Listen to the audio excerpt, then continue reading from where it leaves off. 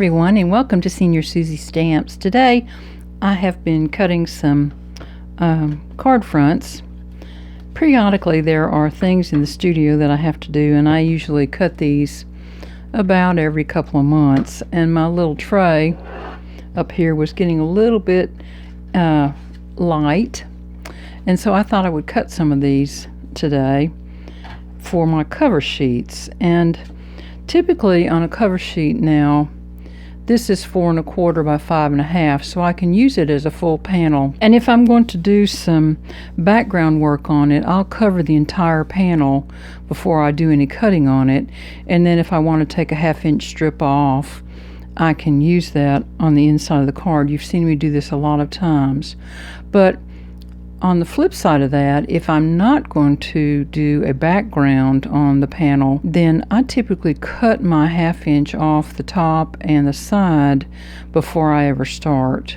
So that leaves a lot of little scraps of white paper.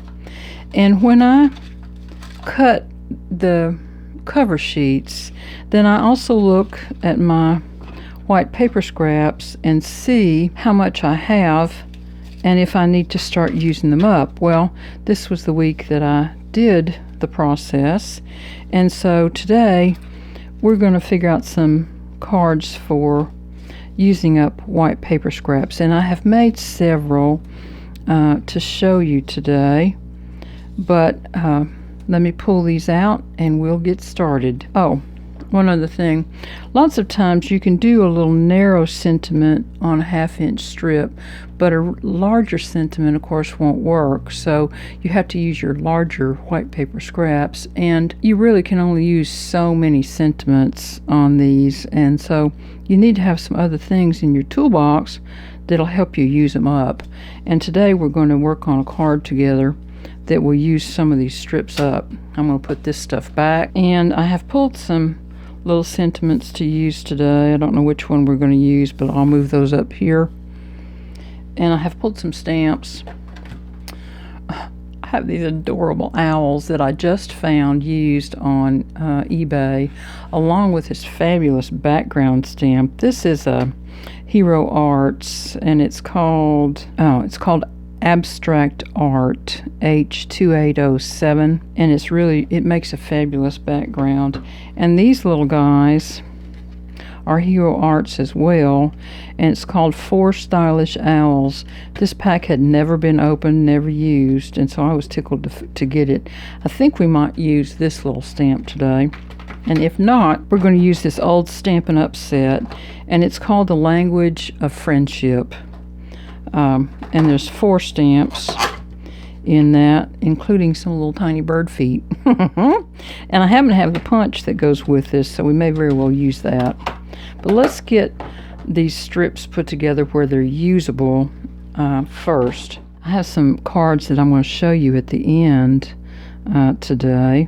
Now, I use a repositionable tape, and I just have it in my craft drawer directly below me where I can get to it all the time, and it's just Scotch repositionable tape. You could use washi or whatever floats your boat, but what I want to do is put about 2 1/2 inches of scraps together, and so that's about it if they're 1/2 inch pieces.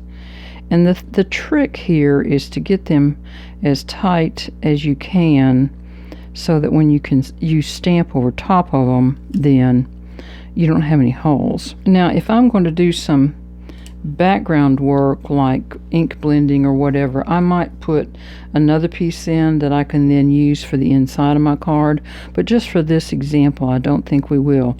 Now, I can take this to my trimmer, and at this point you kind of have to decide if you're going to want to use a whole piece or if you're going to cut it down. But what I usually do is cut it to 4 1/4, and I try to leave at least part of that tape holding the strips together. So I'm just going to cut this to 4 1/4, so my sheet ends up being 2 1/2 by 4 1/4 that way. That comes into play when we are using them a little bit later on, and we'll talk about that. So now we have to figure out what we're going to do with this, and I have chosen some inks. I have summer sun, soft sky, and certainly celery. I have some light blue and kind of medium blue alcohol markers. I have my background stamp. So I'm going to get a piece of scratch paper because I suspect we might do a little ink blending. And of course I want the tape on the back side of this now. And I think I'll do the soft sky today. These sorts of things, you kind of have to wing them as they come. This is a new stamp, and it doesn't ink very well unless you take the ink to it, and you have to kind of watch. And when you buy used stamps, that does happen sometimes. And on a stamp like this, what I like to do is pull a little foam mouse pad and put up underneath the area that I'm stamping so that I can get a little softer surface to stamp on, because what happens is on these older stamps, lots of times that foam that's underneath the rubber gets hard, and then when you're trying to stamp with them, it can be a bit of a challenge. So let's go ahead and get this stamped. I'm going to leave that set for just a second here so that the ink will transfer, and I'm applying pretty good pressure on this so that I get some contact with that stamp. I will eventually probably pull the rubber off of this stamp and remount it up on some easy foam. So let's see, what else can we do to this now? I think I'm going to get a little green pen that will be kind of similar to the certainly celery, and I'm going to flick a little bit of grass up on here using the chisel point. You don't see me use chisel points on pens very often, but on this I think I will. There. Now, I want to do a little ink blending on the top with the blue. Not a lot. Just something to kind of finish this sky a little bit and make the contrast on the background pull up off the card base a little bit. There. Now, I need to get a little scrap piece and do my little bird. Let's stamp him and see what he looks like. I think I'll stamp him in black and probably fussy cut him. You know, this is a really easy image to fussy cut. I've never stamped this stamp either, and so we'll have to see how it does. And it almost looks like I'm going to have to stamp it up on some of this little foam that I've got here too. It's not taking the ink very well. That happens sometimes when you buy older stamps. You have to kind of work with them a little bit and get them sort of rehydrated just a touch. I think I'll do one here and see how he looks. I think he looks just fine. Okay, now this little guy, I'm going to let him dry. And I'm going to go back to this piece over here and see what else I want to do to that. I think I'm going to flick a little bit of black pen in on this grass, just to give it a little more grassy texture, and pull a little bit more black into this piece. There. So I think maybe I'll put a little bit more ink on this, and I think I'm going to switch off to the summer sun and try to give it just a little bit of sunshine back behind our little bird.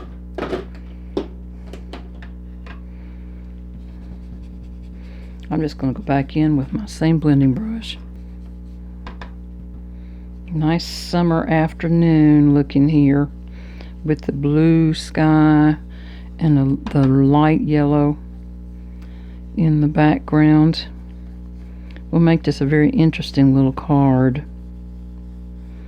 Now, the next thing that I want to do, I think this is dried enough to color it. I think I'll go ahead and make my bird blue. So I'm going to do my little ink blending here. And again, you've heard me say before that I am not a colorist. And this pen is a little bit dry. So this is alcohol, it's 91%. And I'm just going to tip my little nib down in some alcohol to kind of rehydrate it. These pens are some that I used in card making classes years ago, and they didn't always get the covers put on them right away, which is fine. I mean, if you're using them with students, they don't always pay that close attention.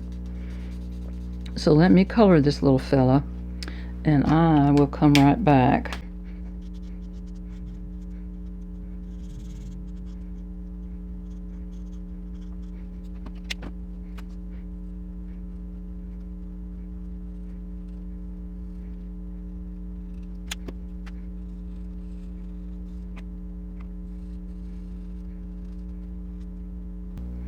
There, now that's pretty good for me, but I think I might add just a little bit of black onto that wing, and I have a Memento pen here, and I'm going to use the brush end, I believe, to darken up this little wings a little bit. There, now those are standing out better, aren't they? So I'm going to take my little scissors and fussy cut this little fella out.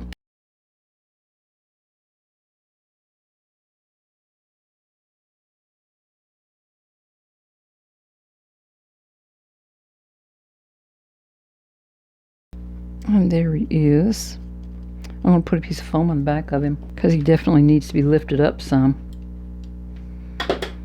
Now, so he'll be right here in our little scene that we're going to create. Now, what I want to do next is to take my tape off, keeping my pieces in order, and in keeping with the little black theme that we've got going on here, I want to take my chisel point Sharpie and go around each one of these individual pieces and create a little small border. And all that's going to do is to bring that up off the cardstock and create our scene. And I may put a piece of blue back behind these. We'll see. Hang on. When you're using scraps, sometimes you have to keep in mind that the whole point is to use scraps and not necessarily really anything else. And so if you're having a scrap day in your studio, then focus on that, and everything you pull out then should be towards that end of using scraps in one fashion or another. Here's a piece, and that might go well with that little blue on that. I kind of like it. And that's the smallest piece. See, when I store my scraps, then my intent is to pull the smallest piece possible to use so that I can get my scraps used up that way. The next thing that I want to do is to go ahead and glue my strips down. And I want to leave enough room on this piece of scrap so that I can use my decal trimmer. The other thing that you want to check on this process is that you get your strips in the right order, because if you don't, it'll just annoy you. I'm telling you, if you get your strips out of order, then it's just a process, and you probably put it all in the trash like I've done several times. So lesson learned. And what I want to do is leave about 1/8 of an inch between, and I want to make sure that my top and my bottom of these little strips is equal, so that when I trim it out, then it looks right. So let me get these glued down. And so what happens when you plan your size is that this 2.5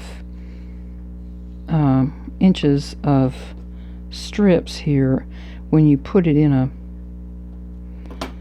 piece like this, ends up being approximately 3 inches. Well, 3 inches by 4.25 inches is approximately right for a card layer. So let's get our decal trimmer out now, and all I'm going to do is to even up my outside edge on this, and I'm going to bring my strips to the very edge of the plastic safety guard here, and I think I'm going to cut it this way first because that gives me a more usable piece of scrap left. There we are. I'm going to use the piece that I cut off as going against my guide at the bottom here. There we go. And just keep turning it and placing them all right up on the edge here. That's all I'm doing. And now we have a nice little background, and it ends up being just about the right size for a card layer. Okay, so let's get this glued down. I do think I might put a little black edge around that and really emphasize that decal edge. I'm going to glue this one flat down. You could put it up on foam, but I've got foam for the little bird, so I think we'll just go flat on this one. There we are. And now we have our little bird that we get a little wonky with, I think. I'm going to trim this little wing a little bit better because I don't like the way that looks. And I have a sentiment, and I think wishing you a very happy day is a good one for this card. But I think I might put it on this little blue piece and help it stand out just a little bit. And I'm going to black the edge so it mimics that piece that we've got there. I think I'll put just a little bit of color that's left off of my blending brush on it, maybe.